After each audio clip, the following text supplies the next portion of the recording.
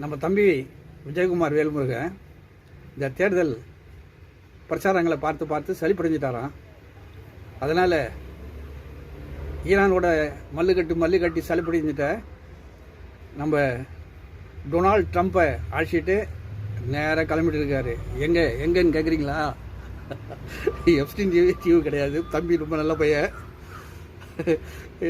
அவர் கித்தாரை வாசிக்க, இவர் சாக்ஸ்போனை வாசிக்க, ஒரே மக்களும் போங்க.